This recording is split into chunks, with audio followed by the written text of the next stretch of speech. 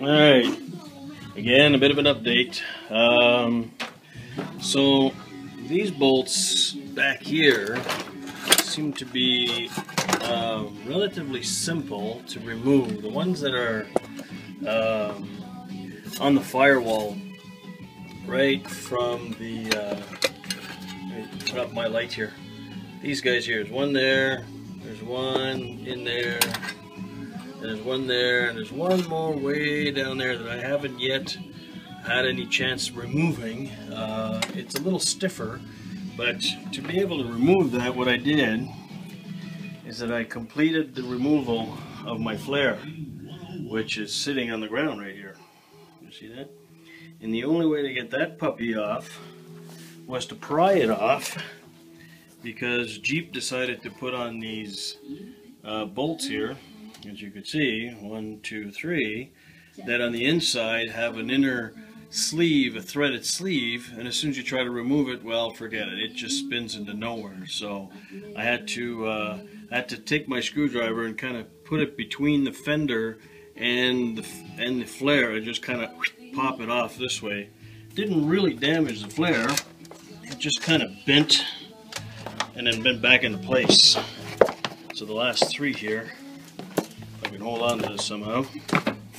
See this guy here, that's the 3rd one. See that? That's the 2nd one. That's the 1st one. I mean, push comes to shove, I can always relocate these anyway, drill new holes along the edge so that they line up anywhere along this edge here on the new fender, so it doesn't have to be exact. But I'll be putting some other kind of another kind of a screw. I'm not exactly sure what I'm going to do here yet. I could even put in a self-tapping screw or just a regular bolt, and on the other end just put a regular nut, and maybe that'll work. I'm not sure. But anyway, this is off, as you could see. Now to remove the light, there's a bolt that goes here, and then these two kind of wedge in to the back here, or should I say to the side, right there. See the hole right here, basically that hole lines up with this bolt here, and then there's a nut that is right here. I'm going to try not to drop any tools. That nut basically screws onto that, and there's only one nut holding the whole thing together. Now to disengage that is just a twist. So just twist that off. Now I've got this part in my hand, and I'll just put it back here and put the nut back on. I guess I could have done that in the beginning. I didn't have to really remove this, but hey, learn as you go, right? So now I'm going to remove the last bolt down below. I've taken these 4 off. They were pretty simple, 1, 2, 3, 4. I didn't break anything. That was the good news. I did break some of those bolt retaining devices on the other side of the Jeep, so I'll be able to use those and kind of switch them around. And then for the plate, I guess I'll just figure something else out, but at least I'll have the 4 same bolts hold the fender.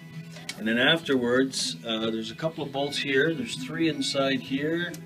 There's 3 on the outside here, and there's the final one up here. So I'll be doing that. All right, just wanted to make a quick note here. Let me see. Inside here, took off these 3 bolts. One way up top here, one there, and that was like right behind this wire. And there's a cup and a hole inside the fender. See that? But anyway, there's a hole there. Now this wire here, I just wanted to record this because I may not remember exactly how this worked, but I assume it's the same on the other side.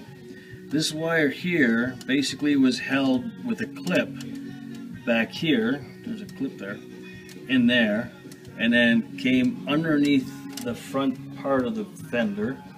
And once it goes under here, let's see if I could just kind of turn around. That's a pretty good song on the radio. Now, just to give you a bit of a Here's the front of the Jeep there. There's the fender. There's the headlight and the signal light. So I'm going to just place this here. Alright, so it goes underneath this barrier. The barrier here is part of the fender. So basically this wire goes underneath that and then is held with a clamp or a push thing right in there. And there's another one at the top here. So if you could see that, I'll try to put that in focus. One here, and this thing here splits in half. Half of it goes to the front of this thing, and the other half goes to this is the fog light. So just to recap, alright, this is my signal light on the side of the flare. It goes up here, there's a clamp there, there's a clamp there, there's another clamp here.